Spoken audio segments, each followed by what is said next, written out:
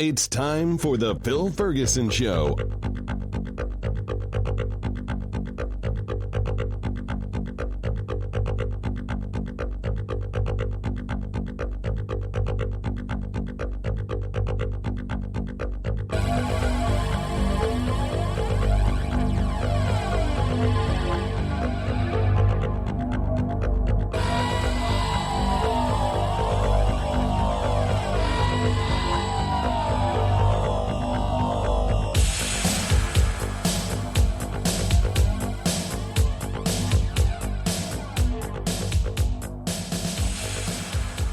This is Phil Ferguson, and you are listening to The Phil Ferguson Show, the cleverly titled The Phil Ferguson Show, because I'm a naming savant. No, actually, I didn't even come up with the name. So either time for the podcast or for me personally, that was from my parents, of course. A lot in the show today. It's one of those things that I talk about trying to keep the show under an hour, and I often fail so miserably. A lot of stuff that I wanted to cover in this episode. So it's going to be closer to 90 minutes, and hopefully that makes you cheer. And if that's something that you like, of course, you can always go show a little sign of support at patreon.com/Phil and kick in $1 per episode, or $5 or $6.66 per episode if you so choose. There is also a bonus episode only available to patrons at patreon.com/Phil that any patron can listen to, and it's some new thoughts I have on the stock market and investments and ratios for, going forward for calendar year 2021. I will eventually give that information here on the show, because I do have everything that I think and talk about, and maybe to my own detriment sometimes, on the show. But I do have a priority order where people who are paying me as clients are going to be able to have access to that information and the implementation of that change in philosophy in their portfolios first, because they're paying me. Next would be patrons, because they're kicking in a few bucks. And then the general public, where you may be annoyed by random ads for shit. I don't know. I'm still... that's a whole other segment, what I should do with ads. The other bit of news, I didn't even tell you what was coming up. We have an interview with Leighann Lord. She is a nationally known comic, and I'd like to say a personal friend. And we talk about comedy in the age of COVID and how things are going with her, and just some random stuff. Just a very nice conversation, two people on the phone. So it's not so much about investing, but maybe it feels like you're there with us, and that helps you in your COVID isolation. Another segment today is going to be the 15-year performance report, where I talk about how different investing strategies may have performed over the last 15 years. And I give all kinds of caveats and warnings when I do that segment, because I made the data. So you always have to call into question what I did, and go check alternate sources to see if it kind of matches the reality you can find somewhere else. Don't just take Phil's word for it. And I also have the beginning, maybe, of a new series called Investing 101. And this is about stocks. It has kind of broken my heart a lot lately that I see people on Facebook talking about what stocks are and how they work. And it is clear that they don't. They don't know how they work. It is also apparently a thing that... even on my own wall, when someone comments on something I posted, and they post things that are factually, easily, trivially, verifiably wrong, and I then tell them that they're wrong, I can get some significant blowback. And some of those people are nice enough, they're just grotesquely confused about how stocks and the market work. And okay, fine, because who's teaching people this is not taught in high school. But others become, let's see what, there's ignorant, just means you don't have the knowledge. That's okay. Get the knowledge if you're interested in it. Or not, I don't care, but don't come on my wall. There is the intentionally ignorant, willfully ignorant. And that is when someone doesn't know something, and doesn't want to know something.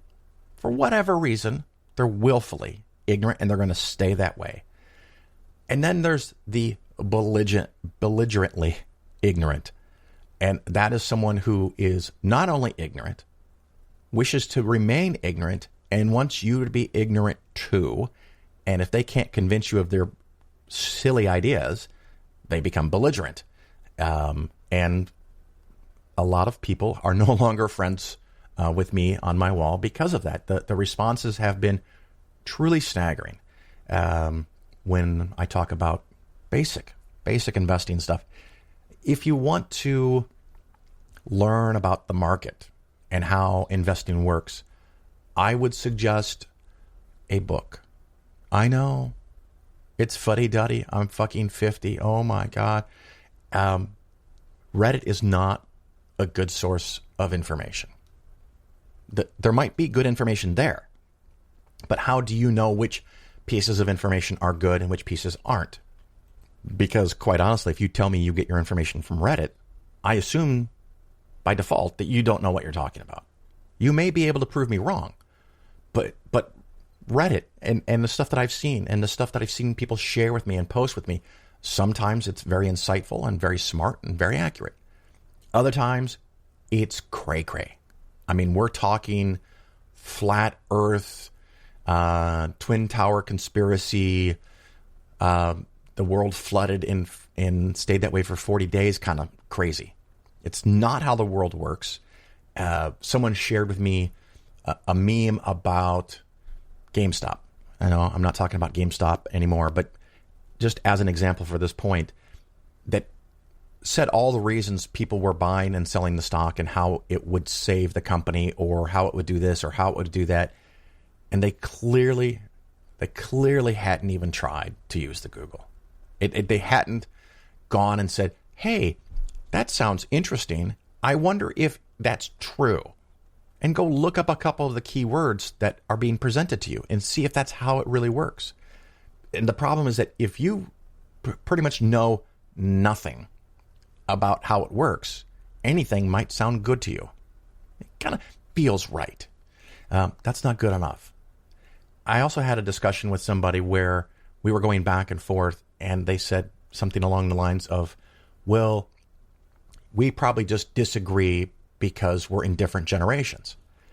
And I said, no, that is not allowed. Because basically what you're doing is you're saying, you don't get it, old man, and I'm just going to throw my hands up and walk away with my crazy idea intact because you're too old. If I were to say to somebody that you're too young to understand, they would be rightfully pissed off. So don't tell somebody they're too old to understand. Also, if someone has been in the business for 24, 25 years of helping people make money successfully, don't start off with, Phil, you don't know anything. Okay. Even if you are right, I couldn't handle that intellectually and I'm going to delete you. But I think you're not correct. I know a lot of things. I make mistakes a lot of times too. So I'm not perfect, which is why one of the things I tell people is go check what I say. Go confirm what I say. On a regular basis, I have had people email me and correct what I've said that was wrong. And often I will tell you on the show. And sometimes it's been so much that people tell me to stop issuing corrections because I undermine my credibility. Well, to that philosophy, I say, fuck you. I make mistakes. I expect to make mistakes. But if you learned about how to invest on Reddit and think you're going to come and explain to me how it really works, there's a chance it's not going to go well. But hey, boy, I didn't even really want to do that whole thing, but it just kind of came out. I'm just frustrated. I try so hard to provide information and content that people value and they can find useful, and others disagree, I guess. I'll just leave it at that. So coming up later, interview with Leighann Lord. We're going to have the 15-year performance and 4 different strategies of how to invest and how that kind of sort of worked out over the last 15 years. And then Investing 101, a segment on stocks. And I hope you enjoy. If you do, give me a 5-star review somewhere.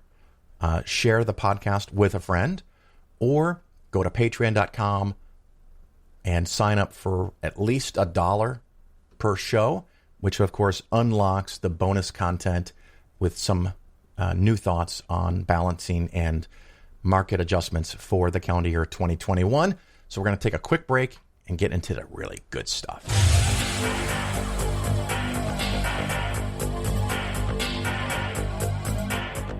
The longer you live, the more you look around, the more you realize something is fucked up. Something is wrong here. War, disease, death, destruction, hunger, filth, poverty, torture, crime, corruption, and the ice-capades. Something is definitely wrong. This is not good work. If this is the best God can do, I am not impressed. Results like these do not belong on the resume of a supreme being. This is the kind of shit you'd expect from an office temp with a bad attitude. And just between you and me, in any decently run universe, this guy would have been out on his all-powerful ass a long time ago. And by the way, I say this guy because I firmly believe, looking at these results, that if there is a God, it has to be a man. No woman could or would ever fuck things up like this. So...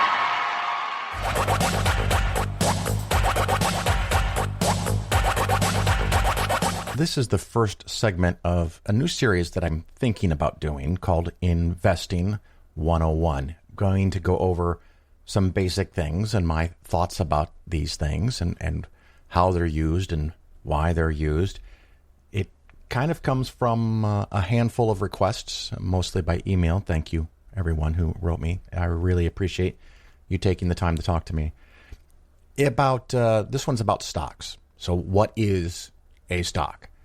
This is for people who aren't really necessarily up to speed on what a stock is. And this is a episode or a segment that you can share with somebody in your family or one of your friends that doesn't quite get what stocks are or what a stock is. If you have been investing for 30 or 50 years and you know all about it, cool. Just sit back, relax, or skip forward 10 to 15 minutes because this is going to be relatively short.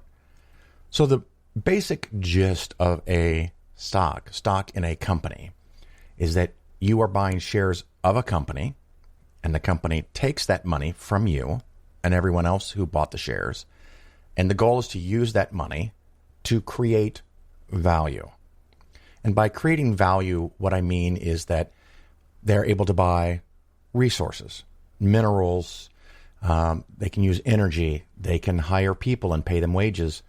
And of course, the goal for most companies is to take those things that they purchase, labor, minerals, etc., put them together in hopefully a previously unknown way.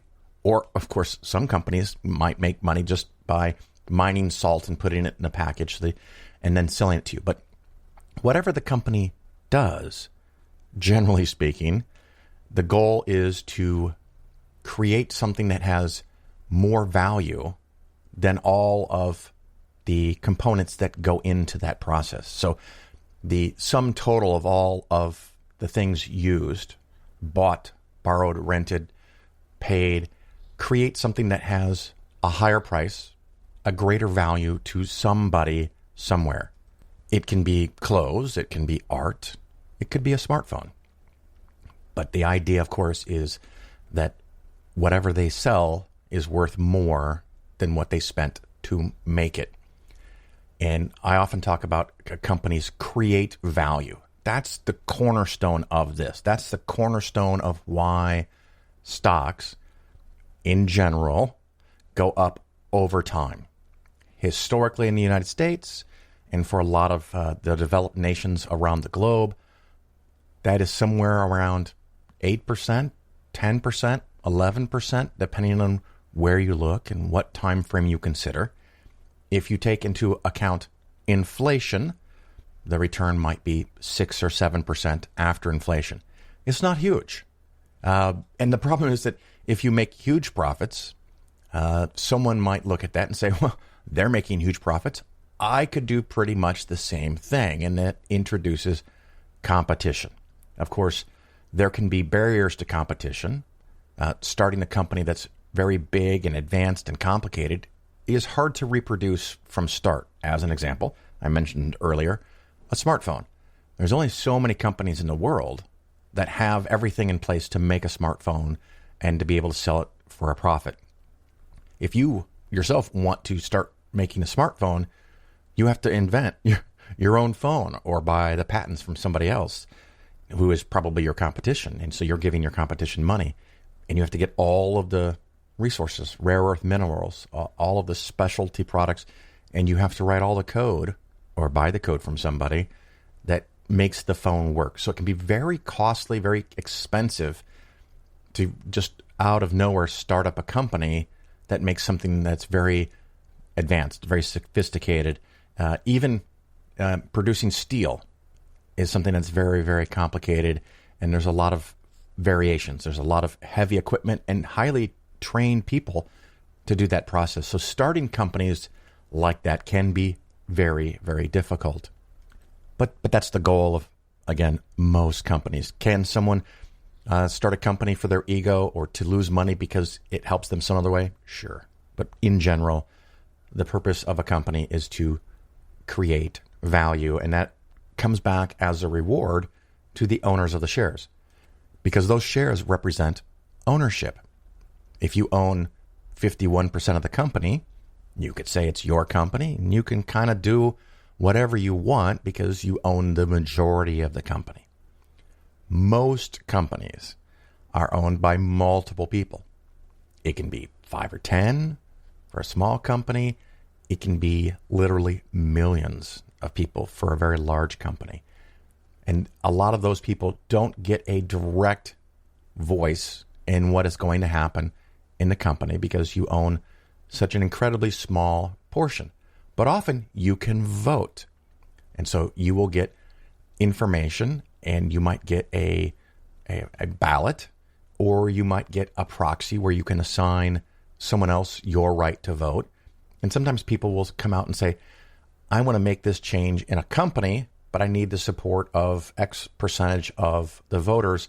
And they will send out information and try to convince you that their idea is going to increase the value of the company even more. And so you should vote to support them, either by voting alongside of them or giving them, at least for a short period of time, the ability to cast your vote for you to promote their ideas. Usually large percentage owners get to be on the board of directors. And the board of directors can vote and control a lot of things. A board might have half a dozen people. It might have 30 people. And there's often bylaws, rules, and regulations that the company has set for itself that it has to follow. And they can change some, many, most of those rules by a vote from the board of directors. So if you own 10 or 25% of the stock, you would probably have the ability to take a position on the board of directors of that company. If there are 20 people on the board and you own 1/4 of the stock, you would likely have something around 5 votes on the board.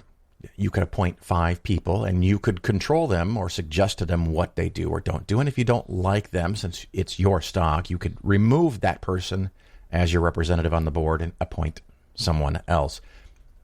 The board of directors has powers over the company as a whole and over management. So if they don't like the CEO, most of the time, they could fire the CEO.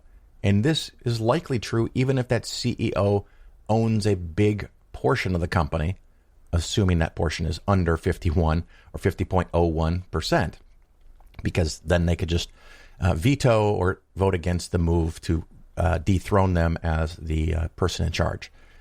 So that's kind of one of the checks from the management team, which may own some of the company, but may not, may just have a job there.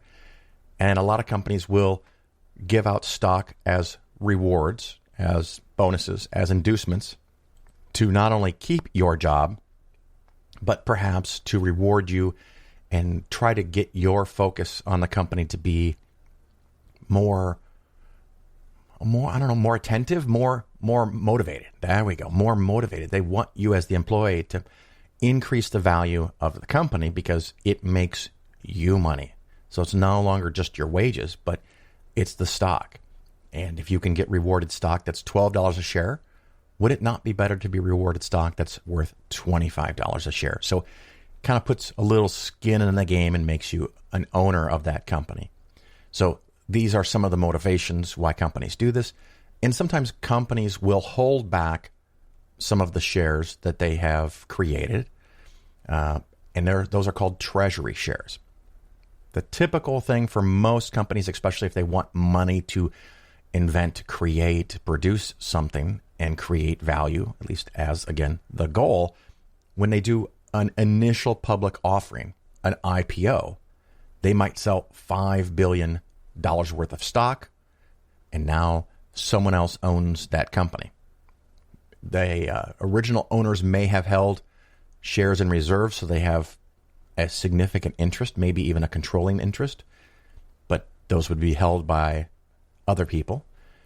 Then the company can also keep stock back, that they do the initial public offering, but hold some of the stock as treasury shares so that they can give out bonuses and awards from those stock, because otherwise they'd have to go on the market and buy them and then give them to you.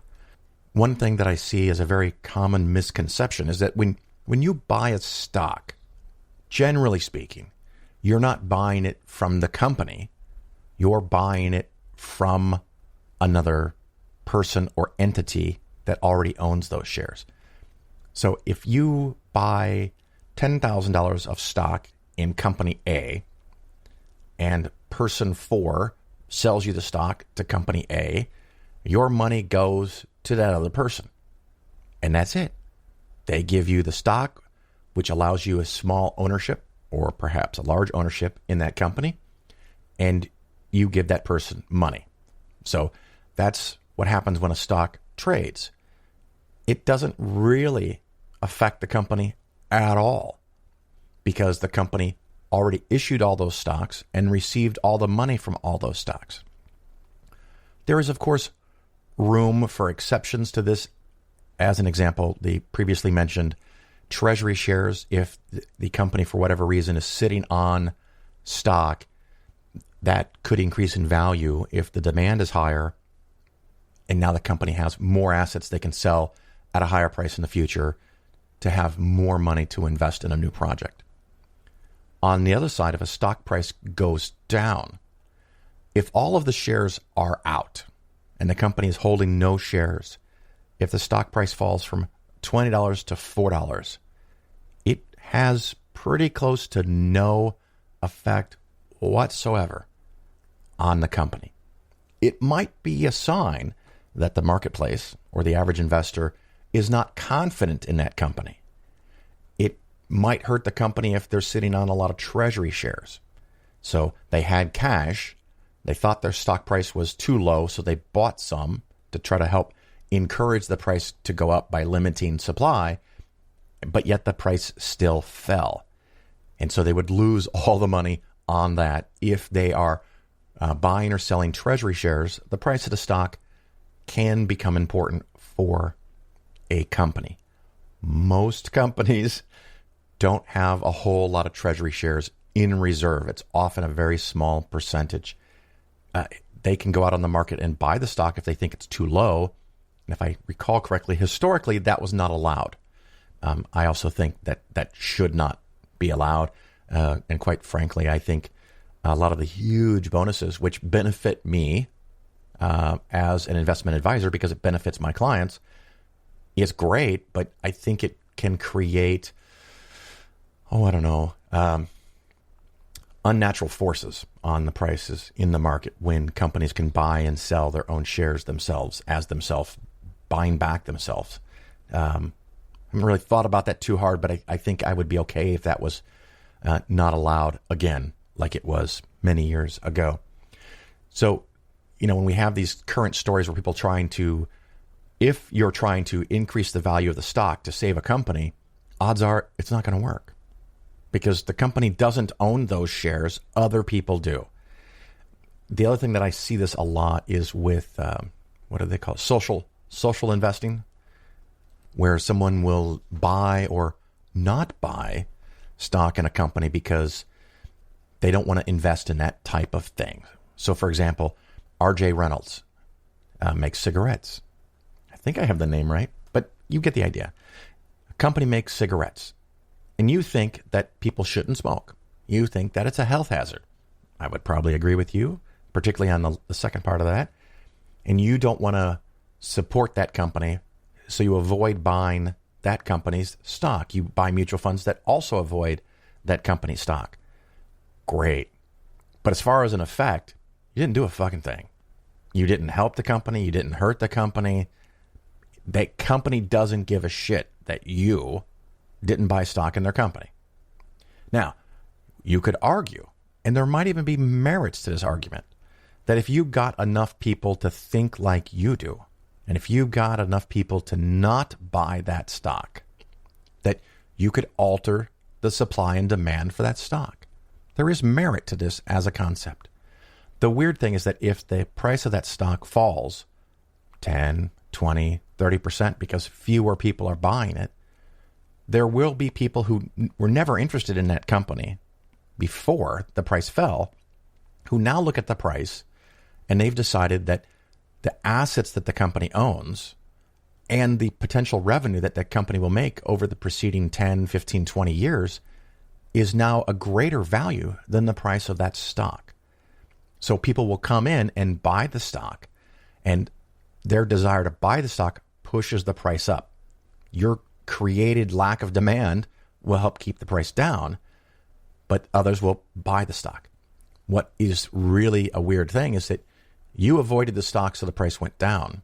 Well, since you don't own it, didn't own it, the price went down, you didn't make any money. You just caused a decrease in the price point of a share in that company. The person who does not share your moral values goes and buys that stock because for them it is about making money. And if they're right and the price goes back up because of increased demand or profitability of the company, they will make a lot of money. So people that agree with you make no money taking a philosophical or an ethical position that may be totally cromulent. But the person who doesn't hold those views, maybe even disagrees with your strategy, they make money when the stock goes up. So when you buy a socially conscious fund, I've done segments on this, you're not really sending a message to the company at all. They don't get it. They're not going to hear it. They don't know you exist. And if you get enough people together to bring that price down by reducing demand, someone else will step in and buy it when it's on sale. And they will make money. So the most likely person to get rewarded is the person who doesn't share your values. I see that as counterproductive. So that's one of the reasons of several that I don't like socially conscious mutual funds. It doesn't achieve the goal you think that it achieves. If you buy them and you have a noble reason, I'm all for that. But just be aware it probably doesn't do anything other than hurt your long-term performance numbers and you end up with less money. So, those are some thoughts on stocks and what they do. A lot of stocks will pay a dividend. And some stocks, maybe say 2% a year. So if a stock trades at $100 and the board has decided that the dividend is 2% or $2, one can calculate the dividend as a percentage. $2 over $100 for the price of the stock, 2% dividend. Most companies don't declare dividends as a percentage of the price of the stock. That number can be calculated like I just did. It's very easy. But that's not how the dividend is paid. So if there's a sudden shock to that company and the price falls from $100 a share to $50 a share, if the board takes no action, the previously voted on $2 dividend will still be paid. So now your $50 stock pays a $2 dividend.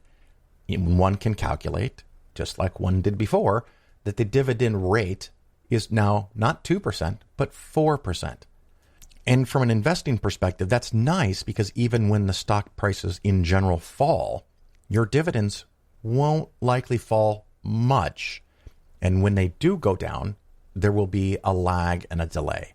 And part of that is because when companies declare dividends, they usually have sufficient cash on hand or really good cash flow that they expect that they will be able to pay that dividend for years and years and years, even if some bad stuff happens. There are occasions where something really awful happens and the board will vote to suspend the dividends. But for most companies, they keep paying the dividends even when the price goes down, even in a recession, even if the stock market falls by 50%, because if they now vote to not pay out the dividend or future dividends, 6 or 12 months from now, that is an additional sign, or can be interpreted as an additional sign from the stock market that company is worse off than we thought. And that could drive down the price even further. So most companies try very, very earnestly, the boards of directors, to not cut dividends, and they're paid in dollars and pennies, not in percentages. And of course, one of the things that scares a lot of people out of stocks is the high volatility of a specific stock or the market. One way to dramatically reduce the volatility of a specific stock is to own more than one stock. That's easy. One way you can do that is go out and buy 20 or 50 different companies on your own. Some people think that is a very good strategy. For most people, I disagree. I think most people are better off with a mutual fund because you don't have time to go do the research that you need to do. People that run a mutual fund generally do better than individual investors, but not a whole lot better. One way to do better is an index fund. And an index fund, which I'll do this as a whole other segment somewhere, is just a collection of stocks that follow an index. The most famous one is the S&P 500. And that fund buys all 500 of those stocks, or some kind of mathematical approximation of the value of all 500 of those stocks, and they just sit there. And the beauty is that you make what the market makes, or at least you make what that part or that segment or whatever the index fund is following, you make those returns with very little taxes. Very little expenses, and possibly a dramatic reduction in taxes, in part because there's not a lot of trading. So that's some ideas on what a stock is and how it works. Hopefully that answered some questions for you. If you can think of something I missed completely, of course, send me an email. I can add it in a different segment or just in general commentary for a show. But that is Investing 101 Stocks.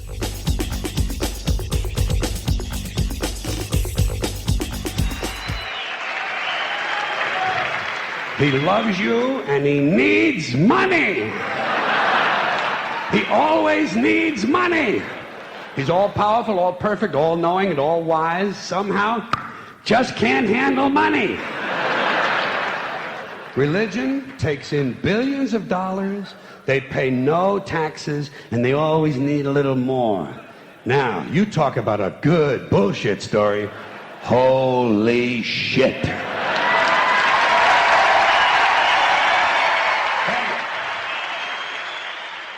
The Phil Ferguson Show is for educational purposes only. Nothing said on the show should be interpreted as personalized investment advice. Your investments should be based on your situation, and you should consult with your financial advisor before taking any action. The show may contain ads. These ads are placed into the show by the hosting company after I finish recording and editing. I have little control over the content of the ads, and you should not assume that I support their products or claims. If you choose to support the show via the new Patreon page, that support does not create an advisor-client relationship. You're listening to The Bill Ferguson Show. Here it is. It's time. It's the much-anticipated 15-year performance kind of review-ish thingy.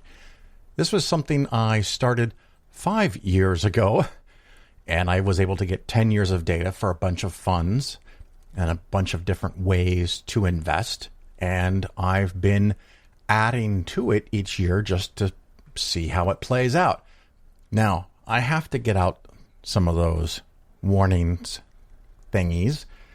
Past performance does not indicate future result or guarantee future results. Especially the first 10 years of this is pretty much backward looking, back tested maybe even, I guess, because I already had a plan, so I wasn't like picking and choosing, but keep in mind that I made this. I could change the start date. I could change the allocations. This could be complete fiction, so don't put a whole lot of weight into it, but I just find it as a neat way to look at things. The other thing, of course, during most of this time, with the exception of 08 and a little bit of 07, the market's been pretty close to up every year. So it's not always up for 12, 13 years straight. So just keep that in mind as well. So with all those caveats out of the way that this could be complete fiction, what we're going to do is we're going to look at 4 different ways you could have invested $1 million. And the assumption is that you are in retirement, you have $1 million, you are old enough that taking out 5% is a good idea. Usually for me, over 62, maybe 60, you could talk me into it. If you retire in your 50s, I do like the more conservative 4%. And of course, if you're 80, you can take out more because how long are you going to live? So you don't have to worry about that. Now, if your goal is, of course, to leave the money to kids, grandkids, spouse, the less you take out, the better. But we're going to assume 5% of the $1 million or $50,000, and that $50,000 amount does not increase with inflation. That may be unrealistic, but that's the parameter that has been set up, and I've been using every time I've done this. I don't want to change it now. But, you know, if your portfolio does do well in retirement, you could increase the amount from 50,000 to the higher amount, which would be the new 5% of your portfolio if your portfolio went up. Now, all of this starts on January 1st of 2006. And like I said, I pulled the data. So let me just go through these. One method is that you put it in one single fund, the U.S. stock market, total U.S. stock market from Vanguard. That's possibility number one. Possibility number two is using a target date fund. And the one I selected at the beginning 5 years ago was the 2015 fund. And it's still going. And the reason I picked 2015 is that I think that Vanguard is a little too conservative with these. So I wanted 2015, even though we started in 26 in retirement, to not make it, have so much in bonds. But you could pick a different one. The third option, which is often referred to as the three-legged stool, where in this case we have 3 investments. We have the total bond index, the total international index, and the total U.S. stock market index, and those 3 funds, and they're forcibly adjusted every year to 30% bonds, 20% international, and 50% U.S. stock market. So we'll just see how these different things do. And then, of course, there is a fourth way, which is the Polaris plan. I guess that's what I'm going to call it. The Polaris plan. And that's the one to be the most skeptical of, because I get to pick and choose. And it is, up until recently, as I expanded my spreadsheet here, pretty much a simplified version of what I now do. So I don't have the data and I don't have the positions in 2006 like I have today. As an example, recently talked about the 6 funds that I use for international adjustments for stock, international stock. I did not have those 6 funds. I did not use all 6 of those funds in 2006. I tried to put in what I actually used then. The other thing is that some of the funds, as an example, the mid-cap value fund, I don't think it existed 15 years ago. So back in 06, I was doing large cap growth and value, then a mid-cap fund, and then a small cap fund. So I didn't have, even as an option available to me, because Vanguard did not have the funds yet, I did not have the granularity that I have today. So it's just for discussion purposes. So let us look at our 4 things. And the simplest thing is the total stock market index. You invested $1 million, you take out $50,000 every year, and now you would have $2,181,000. That's pretty fucking cool. You took out 5% a year, and of course, I don't know what the compound rate on this is because it gets tricky depending on exactly when you take out the money, but it did good. It did well. Well, let's see. I have the Wikipedia S&P 500 says that the S&P 500, which is not the total stock market, which is what I'm talking about, but they should be really, really close. The S&P 500 is 9.88% per year for appreciation and dividends for the last 15 years ending December 31st, 2020, which, by the way, all of this is effective 12/31/2020. And I only do this once a year because this is another thing that bothers me. If you shift the dates that you start and end things, you can materially change the results. And so that's not my intent here. The other thing that has an intent is I picked the date of 2006 in part because when I first did this, that was the 10-year-old data.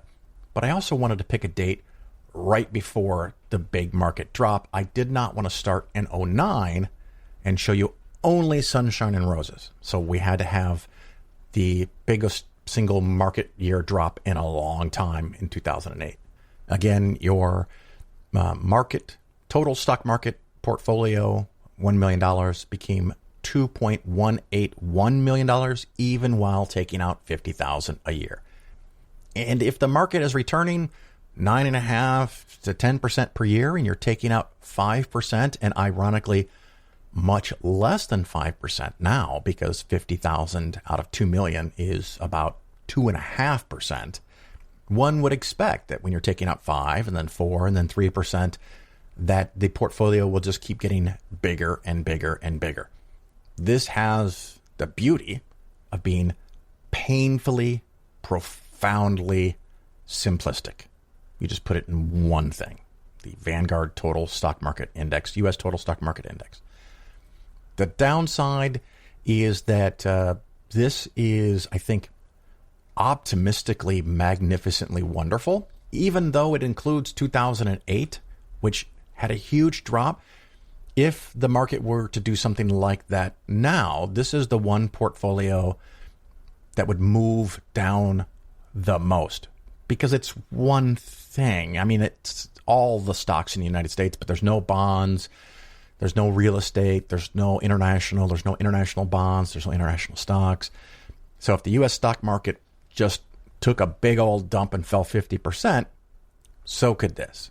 Now, the neat thing is if you've been doing this for 15 years, even if your portfolio fell by half, your $2 million is still going to be worth more than $1 million, and you're only back to taking out 5%, which is part of why when you are far from retirement, even if things may seem crazy, even if there are tumultuous times, even if, Trump gets elected, something crazy beyond your reckoning, that's why it's best to stay in the stock market for the long run. Stocks. All right, our next thing we're going to go to is the Target Date Fund from Vanguard. That's the 2015 Target Date Fund. So we go from the best performer to the worst performer. The Target Date Fund, again, started with $1 million, and now it has $1,168,000. So that's nice. That's really nice. I mean, it's above, but is it above just because the stock market part has done so well? Is this too conservative? You also really wouldn't have room to have adjusted your withdrawal much. Starting with 50,000, you're pretty much going to have to stay with 50,000. But this would also be the fund that I expect, or this would be the choice, number 2, the Target Date Fund, this would be the strategy that probably is the most conservative. And so if the stock market fell by half, this might only fall by 20%. And of course, it would have a similar kind of a problem that the total stock market index has, in that it's one single investment. It's one single fund. Now, Vanguard controls what's in that fund. Unfortunately, you don't. You can't. And so maybe it protects you when the market goes down 50% by only going down 20% or 25%. You can't sell just the bonds and leave the stocks alone. If you take out your $50,000, you're taking out part international stock, part domestic stock, part of all the different types of bond funds without regard to how well they've done or what they've achieved. So you don't have that control that I like to have with the granularity where you can pluck out one little part. Now, you could still see, you can have the visibility that I like, the clarity of opening up information at Vanguard or wherever you have a target date fund and looking at what they invest, but you can't change anything. Our next choice here is the three-legged stool, and I started it 15 years ago with 30% in the total bond index fund, 20% in the total international stock fund, which regular listeners now know the number I use is higher, but I'm trying to be fair and consistent here, and 50%, the remainder, in the U.S. stock market. And what happens at the end of the year when you need your 50 grand out? You take the 50 grand out and you forcibly readjust all of this to be 30% bonds, 20% international, and 50% stock, U.S. stock. Anyway, a problem with any and all of these is that if there's adjustments, you could create tax consequences. And in no case did I take out taxes on any of these. So the total stock market has the perk where it doesn't have a lot of stocks coming in and out. The gains that you pull out are going to be taxable in a tax account. And the $50,000 you pull out, if it's in an IRA, will be taxable as income. If the $50,000 you pull out is from a Roth, it would not under current law. So that one has returned, the three-legged stool, $1.582 million.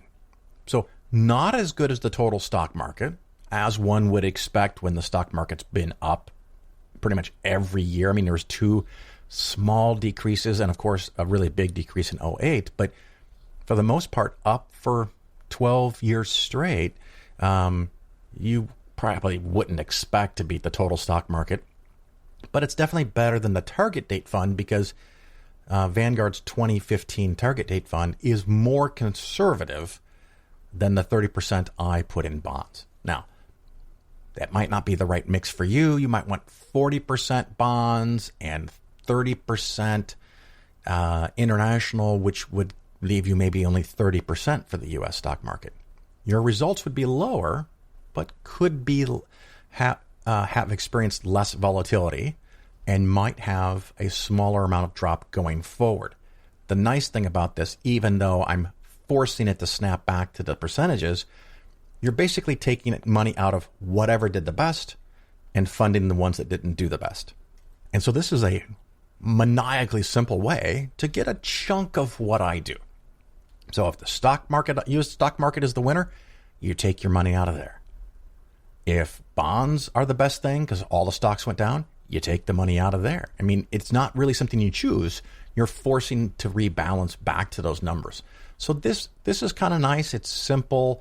It's easy to do, and you get a big chunk of the benefit that you might get from using something like the Polaris plan. Now, that's what we're going to go to next. My calculation, again, I made this up. I mean, I used some data, but I could pick and choose. I could arbitrarily change the allocations without telling you. Just don't put too much weight on it. It's just for discussion. The number I came up with for 15-year performance of the Polaris plan is $1,875,000. So The worst performance is the target date, which is under 1.2 million. Next is the three-legged stool, which is 1.6 million. And then we have the total stock, U.S. total stock market, which is, the third best, at least as far as total returns, is the Polaris plan at 1.9. And the total stock market, U.S. only stock, is 2.2. So the Polaris plan was $300,000 below the U.S. stock market only. And that's in a large part because when this thing started 15 years ago, I had 30% in bonds. I had 45% in U.S. stocks and 25% in international stocks. Slightly different than the three-legged stool, but of course, the international hasn't done as well, and of course, bonds don't make anywhere near as much as stocks do. But the allocations are really close to the three-legged stool from a summary level. But yet it outperformed the three-legged stool by $300,000 over 15 years. Part of that is because of the ability to switch and to move things around. As an example, if you had not yet taken anything out for 2021 and you wanted to now take out your $50,000, the place that I would take it from one single fund this time, last time it was probably 7 or 8 different places, is the Vanguard Large Cap Growth Index Fund, VIGAX, because it was already a big chunk of your portfolio, and it crushed it. I mean, it just, let's see, what was that number? 40%. The Large Cap Growth International did do even better, but it's a considerably smaller part of the portfolio because it is a small part of the international, which is smaller than the domestic stock. So it didn't go up as much, but you could also take money from there. But $50,000 out of VIGAX, and it's easy because you made last year, I don't know, almost $200,000 on this portfolio. And so that's pretty cool. The other thing that's nice is that if the stock market, let's say, falls 50% next year, only half of all your money is in the U.S. stock market. So you would only lose 25%. So you would get a possible negative, kind of like the three-legged stool, and not at all like using only the total stock market index. Maybe the target date fund would also fall only 25%, and so would the Polaris plan. But then you could choose, let's say, all domestic stocks and all international stocks go down. Did the REITs do well? I don't know. Some years they do well even when stocks don't. Could you then sell from bonds? And my thoughts might be different. So I've already rebalanced and reset this for 2021 going forward. Again, that rebalancing, I did not take into account any costs for the adjustments. I did not take out any tax consequences for the adjustments. And if you're in a taxable account, this is something that, so I have my mental guideline of where I want, and then I have custom plans for each person. And if someone is all inside of IRAs and or Roth IRAs, making those adjustments is trivially easy, at least using my spreadsheet tool to figure out where they are and where I want them to be. But if it's all in a taxable account, one might have to be a little more clever. One might choose to not adjust as much. And again, this is for $1 million or bigger portfolio. If you have $300,000, the incremental gains that you get might not be worth a whole lot compared to the time that you have to spend to do this balancing. And so you might want to have something a little simpler. It doesn't have to be completely simple, but simpler, because the difference, like I said, on $1 million was from the three-legged stool was about $300,000. I mean, that's real money, but if the portfolio is half that size, I guess that would still be $150,000. That'd probably be worth 6 or 8 hours of time over a calendar year. Yes, I guess that would work. The next problem you might have is that if you're using all of the funds that I recommend, you may not meet some of the minimums. and you can make substitutions and adjustments. A lot of these funds, particularly the U.S. stock index funds, I know are available at Fidelity. I'm assuming there's something like them available at Schwab, so it doesn't have to be at Vanguard, but they have, to my knowledge, the overall lowest cost, the best returns, and the funds that are the most rigorous at trying to follow what they're named. So if it's large cap growth, it is not exclusively.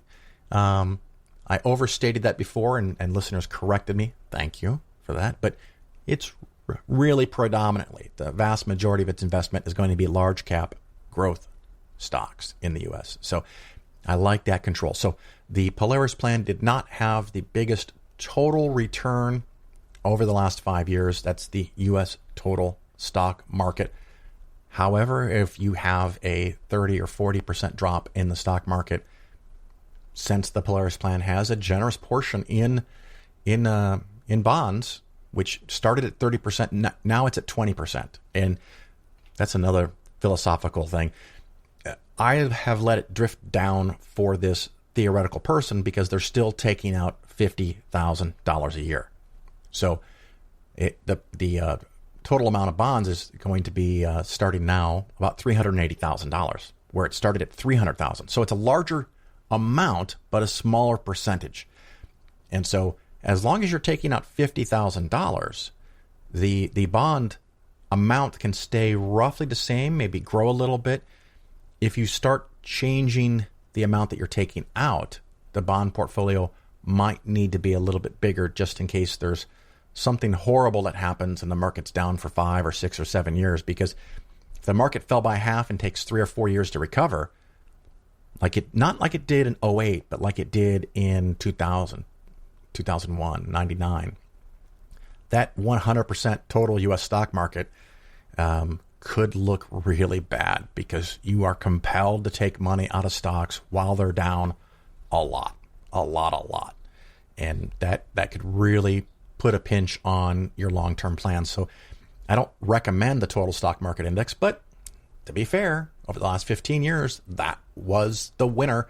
So again, the highest total return, U.S. total stock market only at $2.2 million. Almost as good, the Polaris plan, $1.9 million. Behind that, the three-legged stool at $1.6 million. And then the target date fund 2015 from Vanguard, the most conservative, at a little bit less than $1.2 million. All of these starting at $1 million. All of them allowing someone to take out $50,000 or 5% of the initial value per year. So hopefully that helps you with some ideas and ways to look at things. If you have questions, you can send me an email, phil@polarisfinancialplanning.com. If you've got a portfolio that's bigger than $1 million, you could call and talk to me or email me, and maybe we can talk about it and eventually you hire me, or maybe I just answer some questions for you. If you have an account smaller than $1 million, you can still email me, and I'll take a look at whatever your question is, or maybe we can schedule a short time to talk. That wraps up our segment on 15-year performance.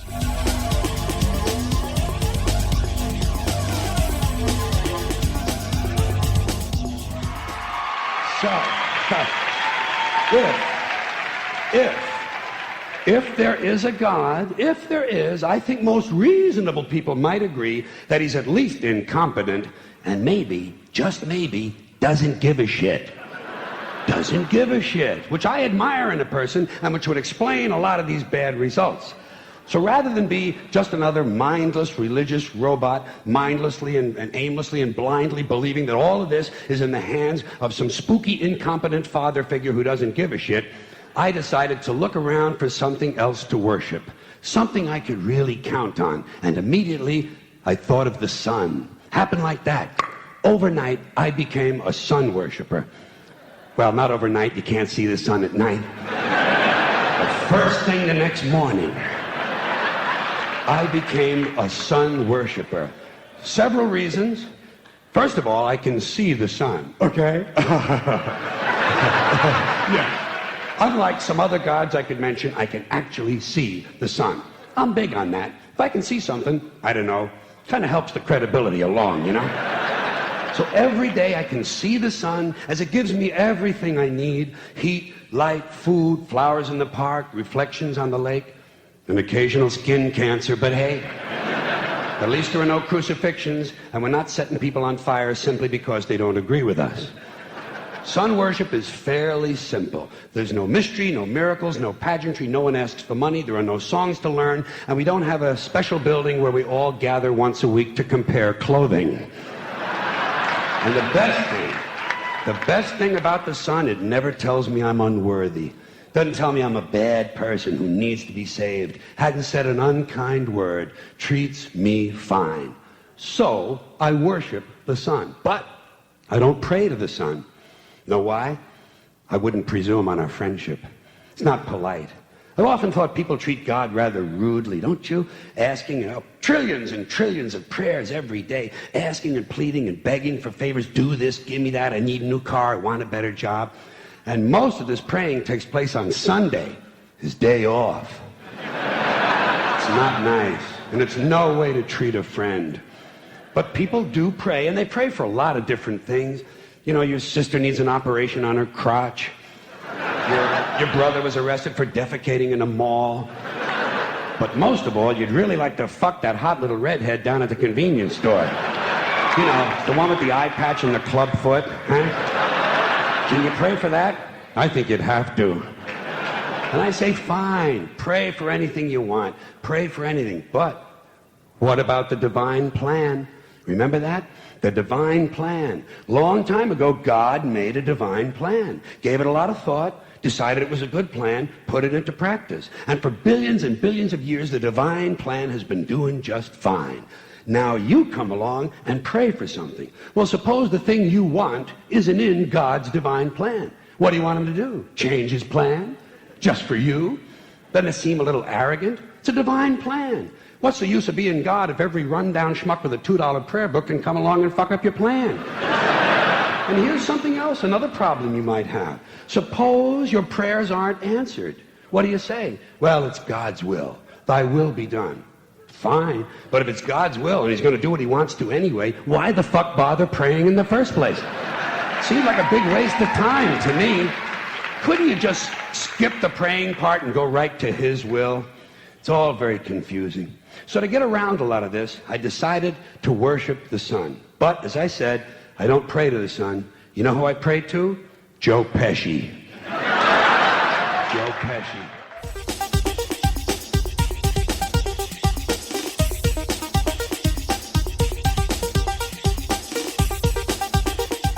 You're listening to The Bill Ferguson Show. Next up, I have Leighann Lord. She's been on ABC, BBC, CBC, Comedy Central, ESPN. What the fuck is that? Okay, Leighann, before I go through this incredibly long list, how do you go on ESPN? Oh my goodness. I did a commercial for them. It was a couple, and he was sort of dysfunctional about sports. He had all the wrong information, and I gently suggested to him, like, sweetie, maybe you should watch ESPN so you actually know what you're talking about. But yeah, it's a cute 30-second commercial, and that's how I ended up on ESPN. I always do commercials for things that I actually personally don't use in my real life. But so I'm expecting a Lexus commercial any day now. I was going to say, have you been asked to do a Star Trek commercial? I wish, man. Yeah.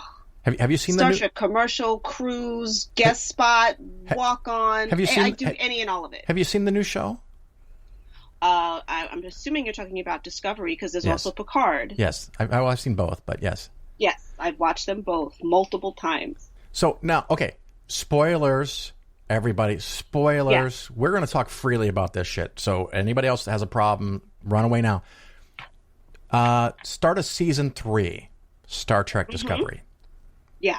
Okay, where they all get thrown forward in time, and she's first by a year, which we learn later, and she lands on a planet and has to escape the exoskeleton, and it goes back in time or something, right? And she's on the... To me... Well, it's actually destroyed. They have to destroy it. They can't send it back because they brought it to the future so that Control wouldn't have access to it. That would defeat the whole purpose. Fair enough. To me, out of the entire 3-year series so far, That episode was the worst piece of shit I've ever seen. What? I, Oh my God! I hated that from the beginning to the end. And then, of course, they have this convoluted plot. Okay, she meets a random smuggler guy who's actually a good guy and is empathetic and can talk to creatures on his home planet. All of that I'm cool with. But the fact that she meets him, they go to the market, and he turns on her, and then just a couple minutes later, they're buddies again. I couldn't. Something in me broke. You know, when you say it like that, you know, I guess I'm just all in.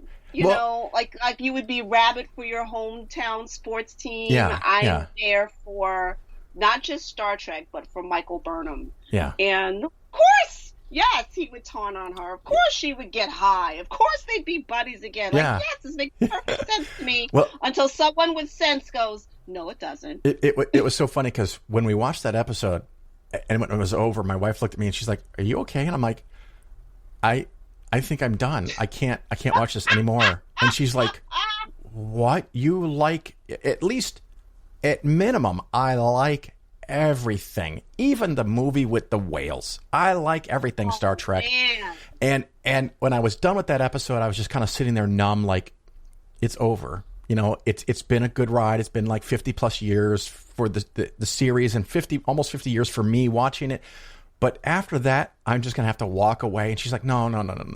You just didn't understand. And I'm like, fine. But following that, what basically became a futuristic reboot of the entire Star Trek brand, I thought was some of the best Star Trek ever. The introduction of new characters, new characters types. What is it? The Andorian? That's the blue guys. Yeah, the Andorians are blue guys. Oh yeah. my God! When they whacked him, I was so fucking pissed because I was like, oh, we need this kind of diversity on a Star Trek ship. We need blue people and white people. I mean, well, technically now, if you had circle all the way back, you would be pink skin. yeah. We're going back to Enterprise. You know, all we need now is those two guys that were fighting, where one has black on one half and white on the other half. Oh my God! Let that be your last battlefield? Is that the one with Frank Gorshin? I'm gonna be in shame now because I don't know what you're talking I'm about. not sure. Well, the only reason why I think I have it in my head is because I just recently saw it Oh. again, because I realized, to my shame, that I had never actually sat and watched the series beginning to end. Oh, All the episodes I'd ever saw was what I happened to randomly catch on television. Well, that's the episode where the one guy is hunting the other guy because he's different, and the people in the crew are like, "What do you mean? You guys look alike." And the one guy's like, "Are you crazy? He's got black on the right side, and I've got black on the left side." And everyone on the ship is like, "What?" And I'm thinking to myself, even as a kid, well, I guess as a kid it kind of skipped by me, but at the time that was made, in the late 60s, that was, and this is sad that it's true, but that was like earth-shattering, stepping forward into the modern world. I'm ashamed and embarrassed that still holds up. You know, to be able to look at that and go, "This is ridiculous." Yeah. Like, people thought that way, and it's like, they did and do. And Uhura was one of, if not the only, black female character that had any kind of material role other than cleaning the toilets. Now, mind you, when you go through the whole series, there are a couple of other black women, you know, on a couple of away teams or wandering through the bridge as a yeoman, and it's like, wow, who's that?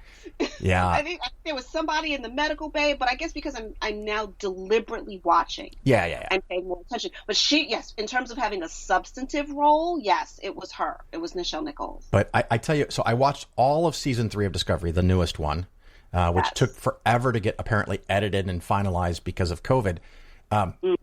Outside of the first episode, and I went back and I rewatched it, and I was like, I don't know what I was tripping about. It wasn't anywhere near as bad as I thought. But after that first episode, the new character creations and developments, and they brought back a Trill in a human. Yes. and their experience with their significant other after the significant other is allegedly dead fucking pulled my heart out of my chest and fucking stepped on it. Oh my God. You know, it did that for me. Not necessarily when he passed, but when she found him again. Yeah. When it was the next to the last episode, or maybe the last episode. Yeah. Where they figure out the cause of the burn. Yeah. Yeah. And he's there, and that moment when someone else besides her can see him. Yeah. And when the doctor hugs him, and the look on his face is like, oh my God, I haven't been touched or hugged in forever. And that just resonated with how it is in the pandemic. Yeah. Like, have we touched other human beings? What does that feel like? And what that craving? And it's like, oh my gosh, yes. And of course, the self-important scientist doctor guy and his boyfriend, and the couple that they make. Yes, and the way that they interact with each other. I don't know. So many new and wonderful characters are being added. And as I'm going through season, because 1 and 2 were good. I liked them. Given how... And I thought if anything was going to sabotage it, and what takes most people out is the giant mushroom. Like, they can't. They just can't do the mycelial network. Yeah. Like, no. Yeah. But when they start developing all these new characters in season 3, I got this feeling that I want 12 years of this. I want this to never end. That's heavy. That's a heavy commitment. Well, yeah, because I mean, but that speaks volumes. What you want more? What's the rule? Either 3 or 7? Is that something like that? I guess so. For years? I guess so. But I feel pretty shortchanged, because those original episodes were 22, 23 episodes, and now people are bailing after a measly 12. It's like, where's the rest of it? I just got comfortable. Well, they're hour long. Were the originals an hour? Or they were, weren't they? Yeah. Yeah. Now, mind you, they did not have anywhere near the production value. Well, that's part of the charm. It's like old Doctor Who. I can't do old Doctor Who's. Oh my God, I signed up. Just can't. I can't. Like that. It's a plunger. What are you doing? I cannot be afraid of you. You're going to kill all humans with a plunger. Get out of here. I signed up for BritBox on Amazon. Okay. Did you? And my wife and I, well, she joined me later because the early ones are hard. Yes, are hard to watch. I can't do it. And it's not just the $5 budgets, and it's not just the male chauvinism. It's not just the accidental racism. It's just like... That's going to be my autobiography, accidental racism. Oh, my God. Of course, before we waste everyone's entire day, you've written a couple of books. I know the first one is... I think it's the first one, Dick Jokes. Yes, that's DICT for any sensitive types, yes. Yeah, and, well, they don't listen to my show. Well, not for long. Well, it's alternative definitions for words that you've probably never heard of, but will definitely never forget. And it's really just me being a grown-up English major who thinks words would be more fun if they meant what they sound like. And there's 2 volumes. There's 1 and 2 that you get. They're both available on Amazon. And number 2 was subtitled Longer and Harder. Is that? Hilarious. That would have been a better subtitle than what I have. For sure. But yeah, so people understand why that joke is so funny. The title is Real Women Do It Standing Up. Yeah. And my piss poor subtitle is Stories from the Career of a Very Funny Lady. Had I had you on my advisory board, sir. Yeah, that's what I push the bounds of what I can get away with as a old white guy. I also have some concerns here that your favorite Golden Girl is Dorothy. Yeah, man. Why are you concerned about that? I'm just making it up. I don't think I could even name any of them. I've watched it occasionally, but I love the Golden Girls. I'm team Dorothy Spornak all day, every day. Because in your group of friends, everybody sort of identifies with who their Golden Girl is. Well, maybe not your friends, but definitely women do this. Yeah, I'm gonna hear it from the millennials on this episode because we're talking way back 50 years ago and shit for Star Trek and. Okay, listen. I think there's something that we can consider as the reservoir of general pop culture knowledge. Yes, exactly. Okay, there are TV shows that I didn't watch, but I heard of, I Love Lucy, Father Knows Best. You are required to know a little bit outside of the parameters of your birth date and death date. That's the deal. And you have Google. So there are no excuses of why you don't know this stuff. You don't know who Mozart is? Come on, give me a break. Fair enough. I remember when our kids were really little and we started showing them Charlie Chaplin movies. Oh, wow. Yeah, because it's so funny. And I don't know if you've experienced this, but you may have, because you used to go to comedy clubs and see other people. So often, modern comedy is derivative of somebody like Laurel and Hardy and Charlie Chaplin and Buster Keaton. Because sometimes you might even wonder, is there nothing new? But no, they were brilliant at what they did, and I bet a lot of it they stole from vaudeville or something. But it was amazing. Absolutely, that's the deal. None of it's original. You have the arrogance of youth. Yeah, because you're new.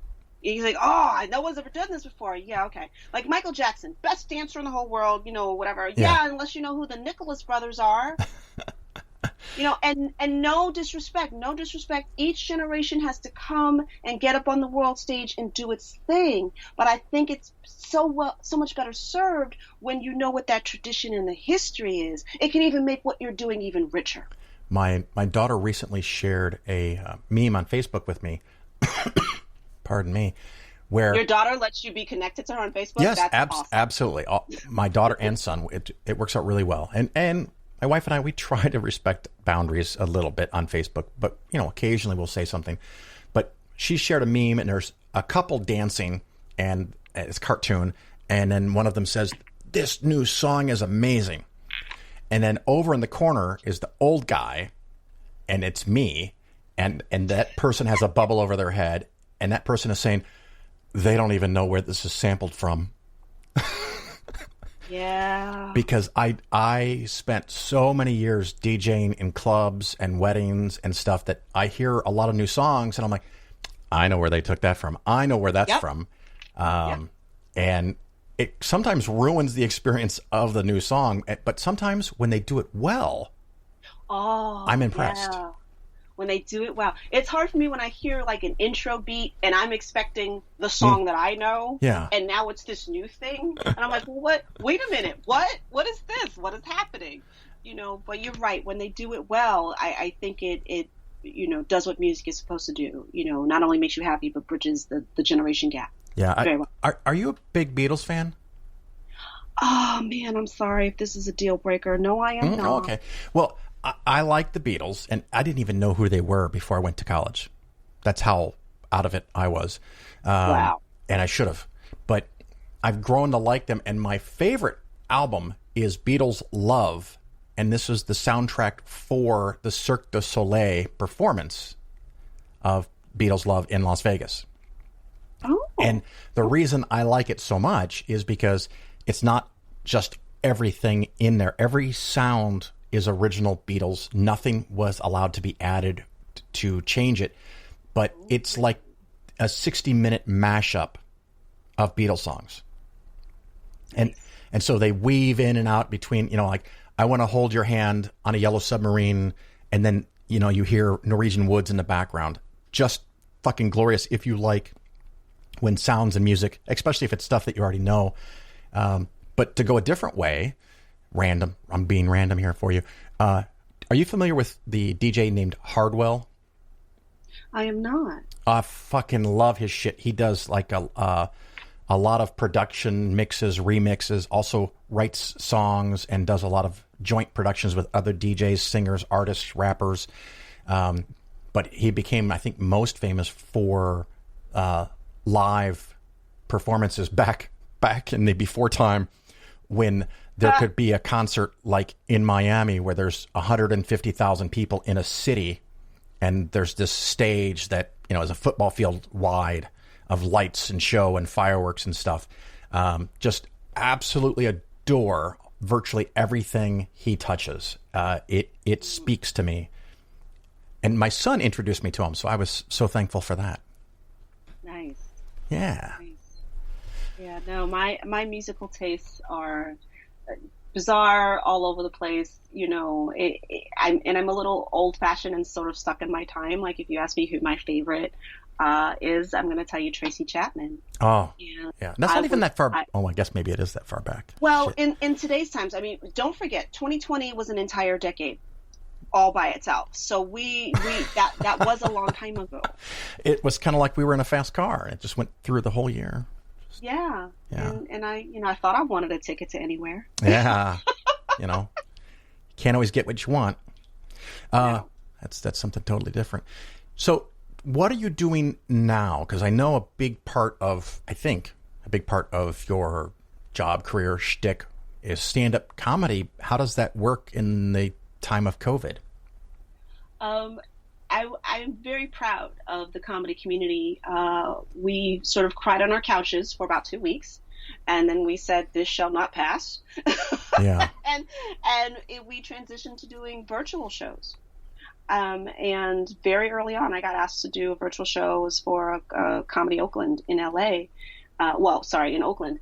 And I didn't even know what a virtual show was. I just said yes, because it was an opportunity to do something other than where I sit didn't on have your to leave couch. my house and other than sit on my couch and cry. Right. And the producer literally had to step me through, how do I do this? Like, what's Zoom? And how do I set up my laptop? I need a light? Like, what? I mean, it was all sort of, somebody does that for me step. Normally, because I'm the talent and I just show up and they hand me a microphone. Right, I just show up. And now, once again, we have to learn how to multitask and do everything. And now I'm sitting here with 2 light rings, 2 green screens, I mean, just my own Zoom account. Yeah, except for you couldn't make your freaking headphones work. Right, exactly. Well, you know what? Pre-show, sorry. I can't even tell you how many headphones I have. I have the big over-the-ear ones. I have 2 separate earbuds. I mean, it's insane. And sometimes my laptop just goes, no. Wow. I gotta shut everything down and restart. Maybe after the show I can give you, if you want, a recommendation on a soundboard to use to plug everything into so you're not relying on the headphone and the computer working directly together. Oh, wow. Well, so every time I talk to someone who's into this stuff, I add one more piece of my multi-million-dollar, Yeah. That's how I ended up with green screens. I was like, oh, this is serious. Because I literally physically built, like a little kind of stage in my home. I had light poles. I, hung up what looked like a red curtain, which was really a tablecloth. Yeah. Safety pin to a light bar. And, somewhere around, I guess, November, December, and I'm like, oh, this is really going to go on. This is where we're performing now. And even if comedy clubs might or try to come back, New York, the jury's out, most of my corporate work is now virtual. Yeah, they're not doing anything live. So if I want to compete and be able to work on that level, I had to step up my tech game. Like I still need, I want a really good camera, not just my laptop camera, and I want a second screen. So those are like the next couple of pieces, and now the soundboard that I want to add, because I've been working. I've been doing stand up. I've been hosting events. I hosted a virtual gala for an organization out in Los Angeles, and it's amazing to be able to transform my outside skills into my in-my-house skills. And I tell people, I said, I spent 25 years leaving my house to do comedy, and now I'm like, you want me to leave my house to do comedy? Yeah, so one of the things that I did after all the sound stuff is, and actually sound stuff, I have acoustic foam on the wall behind me. Nice. And so whenever I'm on a video with somebody, they're always like, oh my God, where are you? I mean, that's, and the funny thing is I'll ask them, I'll say, do you know what this acoustic foam behind me is for? And they're like, well, yeah, to cut down reverb, cut the echo, blah, blah, blah. All these answers. And I said, no, it's a prop.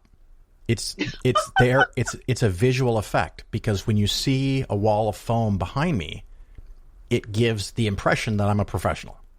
Yes. The acoustic that you foam are in studio. Yeah, the acoustic foam that has value is off camera on the left and right side of me, on the far wall, because I don't have a problem with sound bouncing back from behind me. It's the sound coming back from in front of me. So someone the other day, they made a joke. They said, well, why don't you put acoustic foam on your monitors? I'm like, yeah, then I can't see. But yeah, it was a joke. Yeah. That's Shuma Acustica in Italian, by the way. Thank you very much. You're welcome. I'm just amazed at how I've had to become better at understanding lighting. Yeah. Like, and that's why most green screens don't look good. I actually booked a job because I'm on the phone with I'm on a Zoom call with them and we're talking, and I said I have a green screen, and the producer, she kind of made a face, and I was like, what's going on? And she goes, yeah, a lot of green screens I see don't really look good. And I said, that's because they're not properly lit.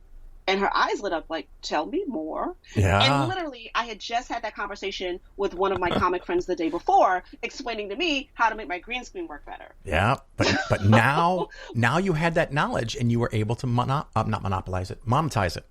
Monetize it. And that is what all this is about. I'm not leaving any money on the table. I want to give you every opportunity to hire me and have me do a great job for you and pay me, because cat food costs money. That's and right. My boy needs prescription cat food, so it's a special case. Yeah. Now, are there videos? Are there audio things? Are there vinyl that people can buy? What's available here?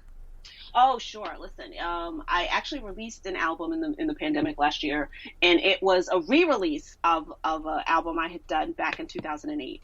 I said, if you want some nostalgic comedy, if you want to remember when we had a president who spoke in full sentences, this is the album for you. So it was a bit of nostalgia, and all my albums now are streaming, on the streaming services. The tangible stuff that you can buy, I mean, you can still buy my stuff on iTunes and Amazon, but my books are also up there on Amazon. Amazon owns me, basically. Yeah, is what I'm trying to say. I adore Amazon, and I loathe it at the same time. Yeah. Oh, absolutely. Yeah. And you can and listen, if you want to find that stuff, without trolling Amazon and see what else I have to offer, I always tell people to go to my website, veryfunnylady.com, because if we're not connected on social media, I still post daily on my site. So whatever jokes or anything, observations or articles I've written, that's all on my site. I'm looking at it now here right now. There's cool stuff. Well, that's how I knew about the Golden Girls.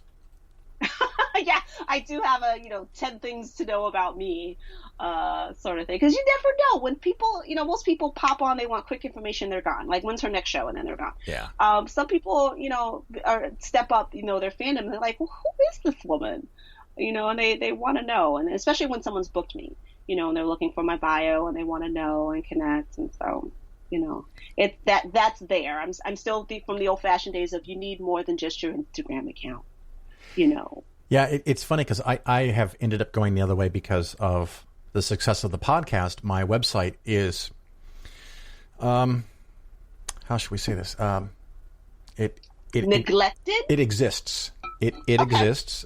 Neglected is a fair choice. And every once in a while I get contacted by companies that have looked at it and they're like, how often do you get client referrals from your website? I'm like, never. I mean, the only thing the website does is occasionally someone will hear me and say, well, this guy sounds like he knows what he's doing, but I have to do due diligence and see if he has a website. And they go look and they go, there's a website. And that's about it.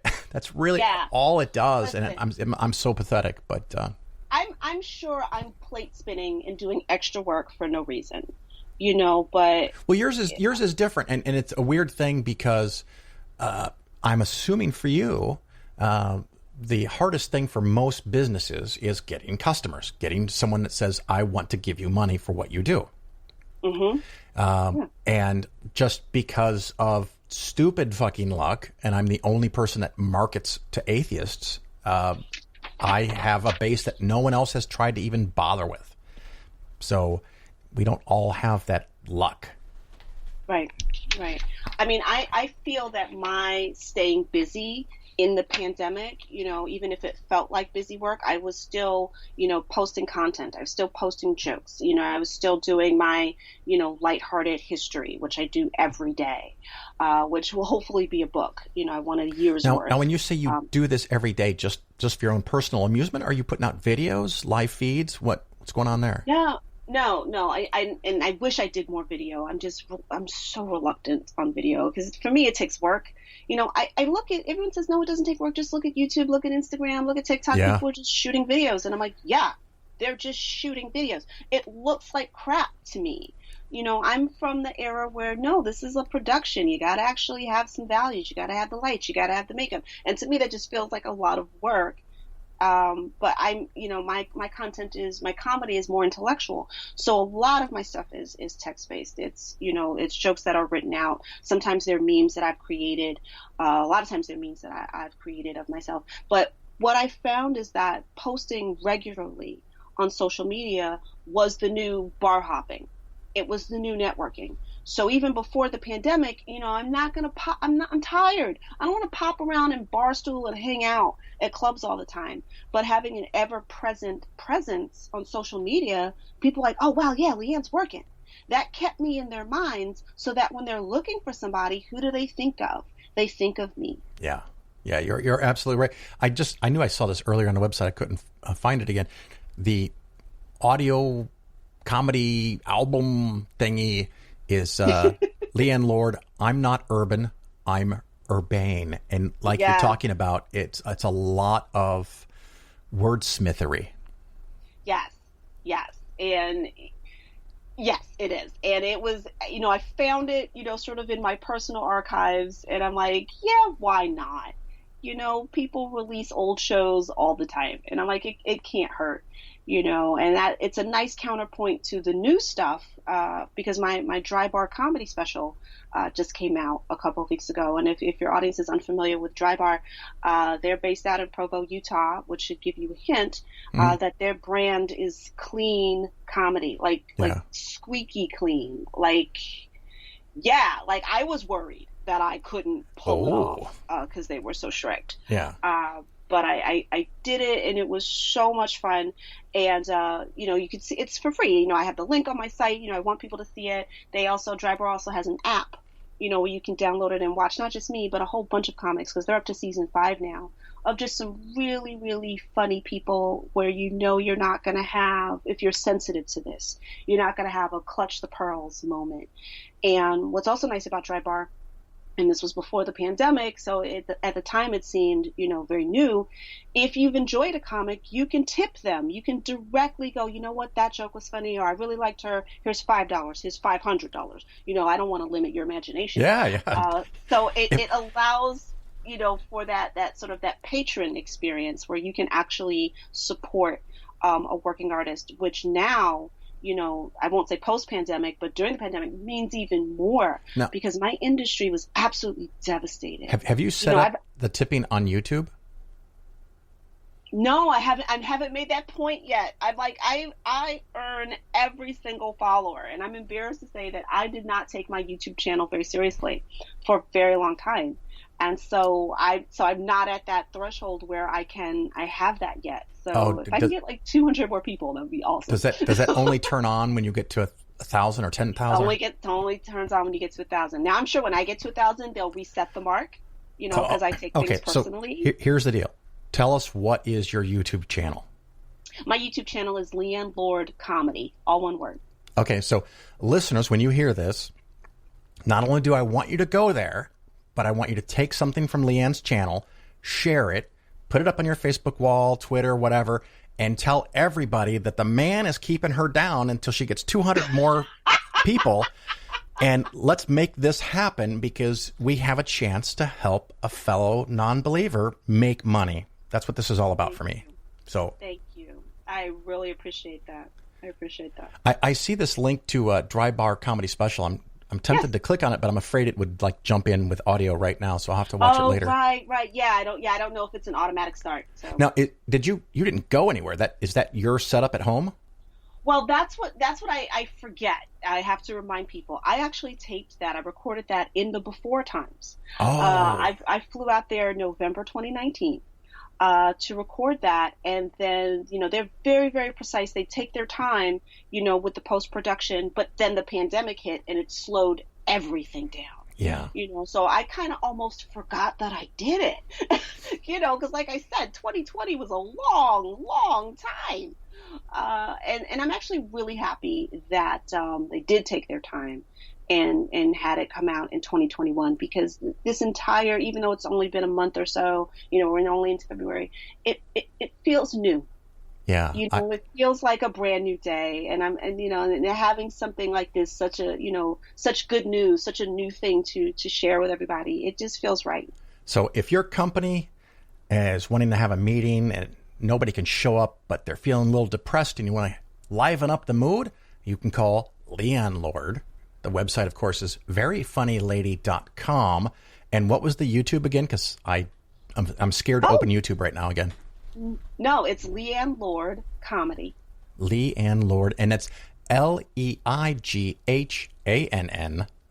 Lord, Lord, Comedy on YouTube. I'm asking everybody, please share this. Let's make this happen. It's a trivial thing, but let's make it possible so that Leighann can activate that little donate button, because I have now been using that for people that teach Italian on YouTube.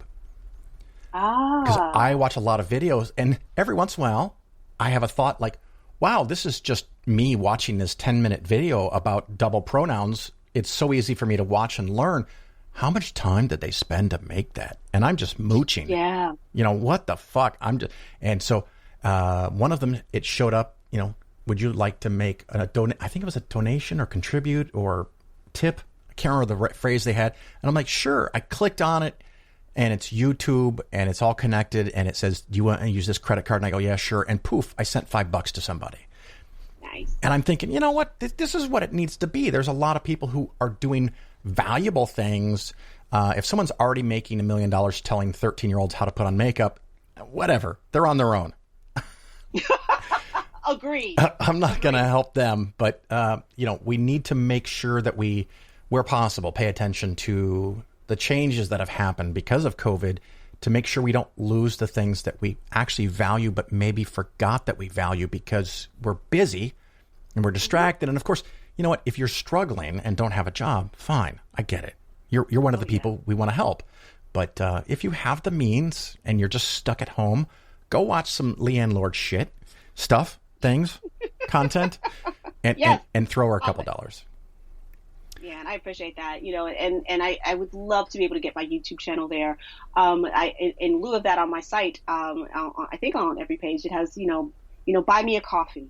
Yeah, I see that here. And that's I think a very soft and non-intrusive way of saying, hey, if you dig what I do, get me a cup of coffee. Now you could buy me 1 cup of coffee, you could buy me 10. You're talking vente here. We want a big coffee. Yes, we want a big coffee with ice cream and chocolate chips and that's been a really nice way for people who sort of breeze by, or they see me on a show and I give my website and they're so inclined and they go, yeah, and they contribute to me that way. So YouTube would be great. And of course, I have to respect your time, and I know we're almost out of time. Is there anything you wanted to cover or talk about? I mean, it's up to you. Well, you're such a great host. You've pulled it all out, and I've talked about the books, you're talked very about kind. the website, the YouTube, my Dry Bar comedy special, which is the newest, bestest thing that I'm so really proud of. And of course, there's my podcast, which we talked about at length on a prior episode with parents. I just dropped a new episode. That's why it's fresh in my mind, and I share my experience. And my lessons learned when I took my parents to see Cicely Tyson on Broadway back in 2013, to see The Trip to Bountiful. And, it all ties in. It's all relevant. And I think it may have glitched. Give us the podcast name again. Oh, sure. The name of the podcast is People with Parents. And didn't you do something with Mr. Tyson? Oh, yes, that was ages ago. People might remember me from the earlier seasons of being one of the co-hosts on Star Talk Radio. So I'm in the archives. I'm certainly in the archives. There you go. Well, Leighann, thank you so much for freeing up a little bit of your time to come and hang out at the Phil Ferguson Show. Oh, totally my pleasure, Phil. Thank you.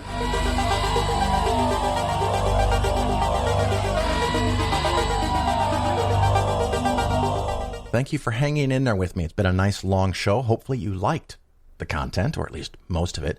A couple of things that came to mind that I forgot to do in the intro, and it's a kind of a little update on Phil and Polaris. For the next few months, let's say, this is February, until June 1st, I'm closed. No, not the business is closed. I said, I'm not accepting new clients at this time. It is not something I want to do.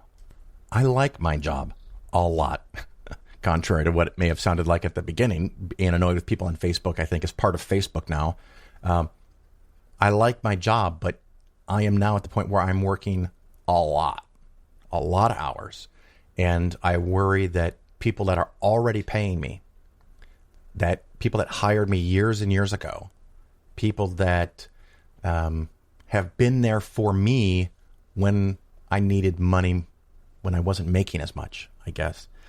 So I think I owe them, to the best of my ability, to provide them ongoing and continuous service. And I think I'm still achieving that, but it's taking a lot of hours to do it. And new clients, as one might expect, also take a lot of time. I think most industries, this is true. And I think one of the pieces of success for Polaris Financial Planning, in part, is this podcast and the previous podcasts that I had, and the long conversations I take with prospective new clients, where I want them to really profoundly, deeply understand what I'm trying to do, why I do it, how it all works. Most advisors, I think, would be so ecstatic to have a new client. Someone walks in and says, I'm thinking about hiring you. How do you do it? What's your system? That the advisor would just want to get them to sign the contract and then move the money over. I, of course, still would want that, but it's just as important, maybe even more important for me, that you understand what I'm doing. Part of that comes from the fact that I fucking hate sales pitches. I don't know if I mentioned this on the show previously. We went to a furniture store where we've been looking at couches for a couple of years. A couch set is a lot of money. And we finally decided which model we wanted. And every once in a while we'd go look at it. And we walked in and it was on sale. Big sale. And my wife and I looked at each other and decided, yes, this is the time. We're going to buy it. This price is the lowest we've seen in a couple of years. It's time. Let's do this. So we grab a salesperson and we tell them what we want. And then my wife focuses on the colors and the exact pieces that we're going to have in the arrangement and stuff that particularly the colors. I don't care. I don't care what color the couch is or what the specific fabric is. So she gets to choose all of that because I truly just don't care. But the salesperson could not help himself. He would say things like, this is a really good time to buy because there might be a price increase in the next few months. Or would say, a lot of people buy this model. This is a very popular couch. Really sound sales techniques that make you feel like there's a little time pressure. Oh, you better do it now. Or that you're doing what everybody else is doing, so it must be a good decision kind of stuff. And I had to turn to him at one point and I said, hey, I know this is your job and it sounds like you're very good at it, but we've already told you we are buying the couch. We're buying the sectional, the set. I don't even know what the right word is. We're buying this thing. And what we're going to buy is not going to change with any slogans, mottos, sayings that you're going to say. And I get that they're very helpful normally, but please stop. I don't want to hear how smart I am for buying this fucking couch. We've told you we're buying it. You can stop selling it now. Just fill out the forms and let me get the fuck out of this store because I hate shopping. I loathe it. And so, he did. He stopped, which is great. And he just took our order.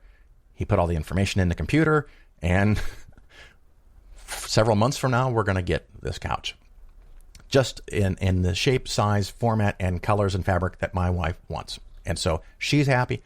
I'm happy. But that kind of goes to part of my philosophy that I think has been wonderfully successful. And anyone who's ever called me to ask me questions, and of course, you can still do that. I'm not ending the podcast. I'm not ending the occasional services I provide to people who listen who have questions about their portfolios.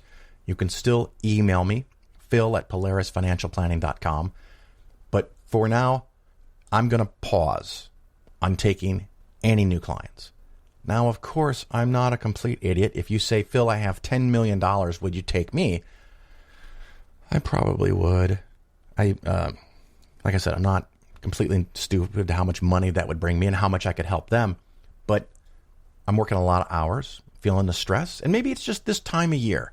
Because it's kind of weird because the second half of December is often, from a business perspective, from my business perspective, a complete loss, waste of time. There's nothing for me to do at all. Most people won't even return my phone calls because they have plans. They have Christmas to worry about and plan, and a big meal to prepare for, or a trip to take, which maybe you shouldn't have, but you did. All those things take up your time on top of your normal work schedule, or you're not in your normal work schedule, so you don't think about investing in retirement. And the other wonderful thing that happens in December is when the vast majority, more than half, I think, of all dividends from stocks, mutual funds, index funds, bonds, bond funds, whatever, they all pay out in December. So I have to really take a pause on doing my monthly account adjustments because there's money coming in. And so I could rebalance someone's account and then more money shows up a couple days later and I'd have to rebalance it again. And I don't want to do that work twice.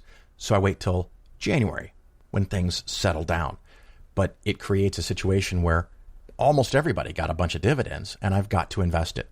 So January is a pretty tough month.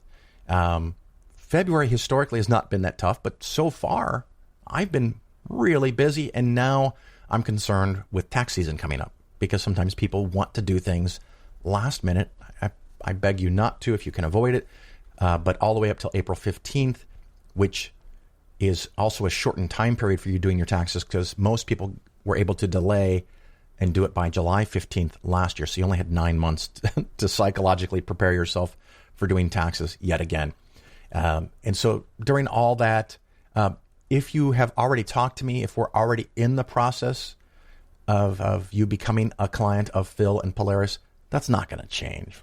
We're going to continue with that. But let's just say till June 1st at least, I'm not taking new clients. Like I said, that's not what I want to do, but I'm pretty close to full. At least I'm too full to deal with this stuff, or more of it during the coming tax season.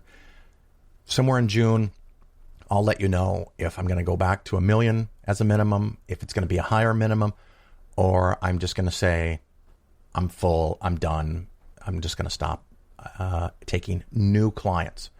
I have every expectation to still honor anyone that sends me an email. Again, Phil at Polaris Financial Planning. If you've got questions, you want to talk, you want some, I can send you a sheet of basic investing ideas. None of it, of course, would be personalized investment advice. And of course, if you want the book list, that's included all in one document. So you can see the book list and learn from authors, learn from experts in the field, not random people that you don't even know who they are posting in Reddit, like we talked about much earlier in the show. Again, thank you very much for listening. I appreciate it. I am honored for each and every person that listens to any show, any episode. It is amazing. I figured at some point maybe I'd get 20 people to listen, and maybe it's closer to 20,000 per episode, and I'm honored. And I do hope we get past COVID. Things are starting to look better. And maybe by summer, or late summer, fall, I can see you and your friends, and we can sit down in the bar and have a drink after COVID is mostly under control. And until then, ciao.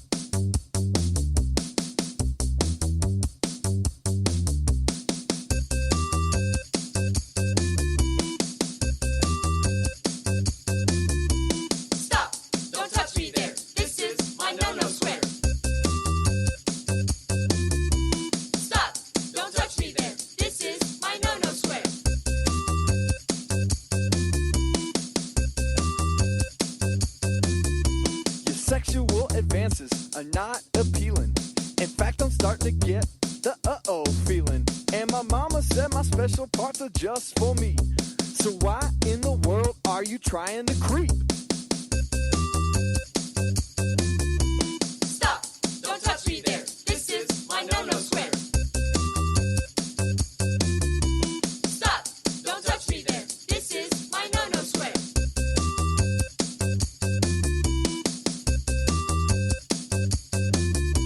To try and touch my square takes a lot of nerve. Who do you think you are, you freaky deaky perv? There's a dude with some candy in a shady old van. I think he wants to mess with my purity plan. Stop! Don't touch me there. This is my no-no square. Stop! Don't touch me there. This is my no-no square.